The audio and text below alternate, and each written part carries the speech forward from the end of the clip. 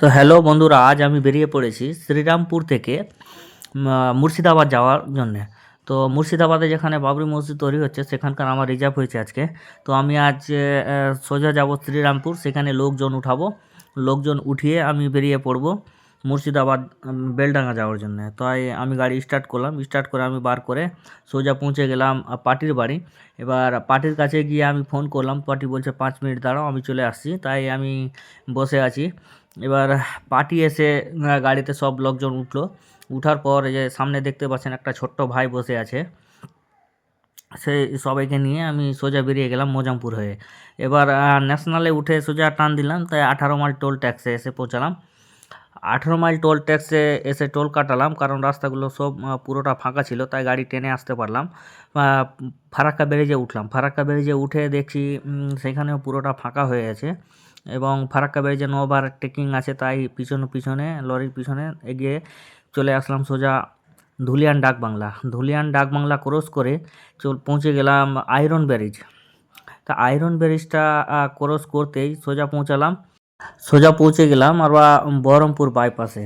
তো বাইপাসের রাস্তার অবস্থা এতই খারাপ যে গাড়ি টানাই যাচ্ছে না, তাই আস্তে আস্তে করে এগোতে লাগলাম। লরি ট্রাক যতগুলোই চলছিল আর কি, সবাই আস্তে আস্তে করে চলছিল, কারণ রাস্তার অবস্থা খুব খারাপ।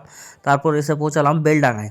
বেলডাঙায় দেখছি যে হালকা একটু জ্যাম লেগে আছে, কারণ দু সাইডে রাস্তার কাজ চলছে, একটাই রাস্তা খোলা আছে। খোলার পর সোজা এসে পৌঁছে গেলাম জ্যাম কাটিয়ে সেই বাবরি মসজিদ যেখানে হচ্ছে ভয়েস পাবলিক স্কুলের সামনে, সেখানে এসে পৌঁছালাম।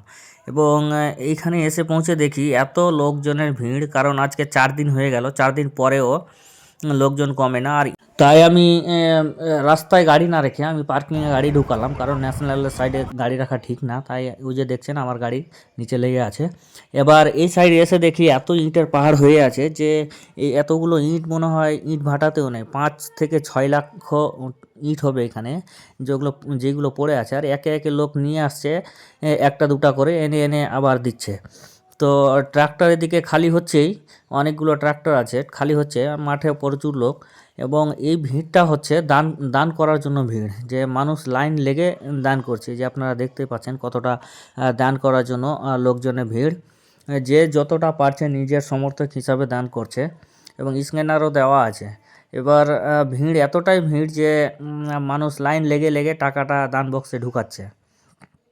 তো আপনাদের জন্য এখানে স্ক্যানার দেওয়া আছে, আপনারা চাইলে আপনারাও দান করতে পারেন নিজের সমর্থক হিসাবে, যে যতটা পারেন নিজের হিসাবে করতে পারেন, না করলেও সমস্যা নেই।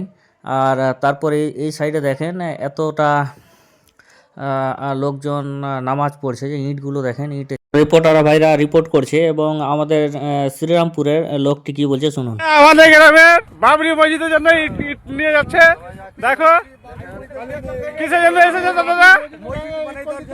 মসজিদ বানানোর জন্য। কি রকম লাগছে? খুব ভালো লাগছে। ঠিক আছে। বাড়ি হচ্ছে কাজগবি শ্রীরামপুর, থানা হচ্ছে কালিয়াচক, জেলা হচ্ছে মালদা। আমরা ওখান থেকে বাবরি মসজিদের উৎসাহের জন্য, উন্নতির জন্য আমরা এখানে এসেছি। এসে আমরা ইট দান করলাম, যা পারলাম দান করলাম। আল্লাহ আমাদের মসজিদকে যেন সুরক্ষিত উঠতে দেয়, মসজিদে কোনো যেন বাধা বিবাদ না হয়। আল্লাহ আমাদের বাবরি মসজিদ শহীদ করেছে, তার পরিবর্তে এটা মসজিদ আমরা নির্মাণ করে আমরা আল্লাহর কাছে শুকরিয়া আদা করব। তোমরা কজন এসছো? আমরা এসেছি 8 জনা। আচ্ছা।